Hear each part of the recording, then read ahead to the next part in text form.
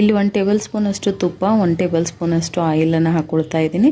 ನಾನು ಪಲಾವ್ ರೆಸಿಪಿನ ಟ್ರೈ ಮಾಡ್ತಾ ಇದ್ದೀನಿ, ಸೊ ನಿಮಗೂ ಕೂಡ ಶೇರ್ ಮಾಡ್ತಾ ಇದ್ದೀನಿ.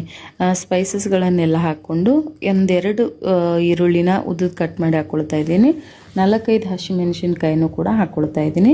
ಮೆಂತ್ಯ ಸೊಪ್ಪು ಹಾಕಿ ಮಾಡ್ತಾ ಇರೋದ್ರಿಂದ ತುಂಬಾ ಚೆನ್ನಾಗಿರುತ್ತೆ. ಇದು ಸಿಂಪಲಾಗಿ ಟ್ರೈ ಮಾಡಿ, ರಾತ್ರಿ ಊಟಕ್ಕೆ ಕೂಡ ತುಂಬಾ ಸೂಪರಾಗಿರುತ್ತೆ. ಮೆಂತ್ಯ ಸೊಪ್ಪು ಒಂದು ಹಿಡಿಯಷ್ಟು ಚೆನ್ನಾಗಿ ತೊಳೆದು ಕಟ್ ಮಾಡಿ ಹಾಕ್ಕೊಳ್ತಾ ಇದ್ದೀನಿ. 1 ಟೊಮೆಟೊನ ಹಾಕ್ಕೊಳ್ತಾ ಇದ್ದೀನಿ. ಇಲ್ಲಿ ಹಸಿಮೆಣಸಿನ್ಕಾಯಿ ಒಂದು 6-7 ಹಸಿಮೆಣಸಿನ್ಕಾಯಿ, ಒಂದು ಹಿಡಿಯಷ್ಟು ಮೆಂತ್ಯ ಸೊಪ್ಪನ್ನು ಸ್ವಲ್ಪ ನೀರು ಹಾಕಿ ಚೆನ್ನಾಗಿ ರುಬ್ಕೊಂಡು ಇಟ್ಕೊಂಡಿದ್ದೆ. ಆ ಪೇಸ್ಟನ್ನು ಕೂಡ ಇದಕ್ಕೆ ಸೇರಿಸ್ಕೊಳ್ತಾ ಇದ್ದೀನಿ. 1 ಟೇಬಲ್ ಸ್ಪೂನ್ ಅಷ್ಟು ಶುಂಠಿ ಬೆಳ್ಳುಳ್ಳಿ ಪೇಸ್ಟ್ನ ಹಾಕ್ಕೊಂಡು ಚೆನ್ನಾಗಿ ಮೆಂತ್ಯ ಹಸಿ ವಾಸನೆ ಹೋಗೋವರೆಗೂ, ಶುಂಠಿ ಬೆಳ್ಳುಳ್ಳಿ ಪೇಸ್ಟ್ ಹಸಿ ವಾಸನೆ ಹೋಗೋವರೆಗೂ ಇದನ್ನು ಒಂದು 2-3 ನಿಮಿಷ ಚೆನ್ನಾಗಿ ಫ್ರೈ ಮಾಡ್ಕೊಳ್ಬೇಕು. ಅದಾದ ನಂತರ ನಿಮ್ಗೆ ಯಾವ್ದು ಇಷ್ಟನೋ ಅದು ಎಲ್ಲ ತರಕಾರಿನೂ ಹಾಕ್ಕೊಳ್ಬೇಕು.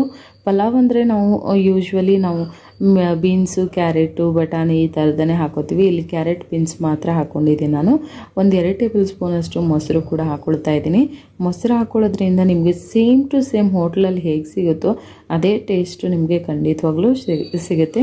ರುಚಿಗೆ ತಕ್ಕಷ್ಟು ಉಪ್ಪನ್ನು ಸೇರಿಸ್ಕೊಳ್ತಾ ಇದ್ದೀನಿ. ನಾನಿಲ್ಲಿ 1 ಲೋಟ ಅಕ್ಕಿ ಕ್ವಾಂಟಿಟಿಯಲ್ಲಿ ಮಾಡ್ತಾಯಿದ್ದೀನಿ. ಸೊ ನೀವು ಯಾವ ರೀತಿ ಕ್ವಾಂಟಿಟಿಯಲ್ಲಿ ಮಾಡ್ಕೊತೀರೋ ಆ ರೀತಿಯಲ್ಲಿ ತರಕಾರಿಗಳನ್ನು ಮತ್ತು ಸ್ಪೈಸಸ್ಗಳನ್ನು ಬಳಸಬೇಕಾಗತ್ತೆ. ಮೊದಲೇ ನಾನು ಚೆನ್ನಾಗಿ ವಾಶ್ ಮಾಡಿ ಒಂದು 10 ನಿಮಿಷ ಬಿಫೋರ್ ನೆನೆಯೋಕೆ ಇಟ್ಟಿದ್ದೆ ಅಕ್ಕಿನ. ಆವಾಗ ಪಲಾವ್ ಉದುರುದ್ರ ಬರುತ್ತೆ, ತುಂಬಾ ಚೆನ್ನಾಗಿರುತ್ತೆ. ಸೊ ಈಗ ನಾನು ಕನ್ನಡತೆಯಲ್ಲಿ 1 ಲೋಟ ಅಕ್ಕಿಗೆ 2 ಲೋಟದಷ್ಟು ನೀರನ್ನು ಸಹ ಹಾಕ್ಕೊಂಡು ಇದನ್ನು ಡೈರೆಕ್ಟಾಗಿ ನೀವು ಲಿಡ್ ಕ್ಲೋಸ್ ಮಾಡಿ ಕೂಗಿಸ್ಕೋಬಾರ್ದು. ಯಾವಾಗಲೂ ಒಂದು ಕುದಿ ಹಾಗೆ ಕುದಿಯೋಕ್ಕೆ ಬಿಡಬೇಕು. ಅದಾದ ನಂತರ ಇದಕ್ಕೆ ನಾನು ಅರ್ಧ ನಿಂಬೆಹಣ್ಣನ್ನು ಸೇರಿಸ್ಕೊತಾ ಇದ್ದೀನಿ. ನಿಂಬೆಹಣ್ಣು ಹಾಕೋದ್ರಿಂದ ಏನಾದರೂ ಹೆಚ್ಚು ಕಡಿಮೆ ಉಪ್ಪು ಖಾರ ಎಲ್ಲ ಆಗಿದ್ದರೆ ಅದು ಸರಿಯಾಗಿ ಬ್ಯಾಲೆನ್ಸ್ ಮಾಡುತ್ತೆ. ಅಷ್ಟೇ ಅಲ್ಲದೆ ರೈಸ್ ಕೂಡ ಉದುರುದ್ರಾಗಿ ಬರುತ್ತೆ.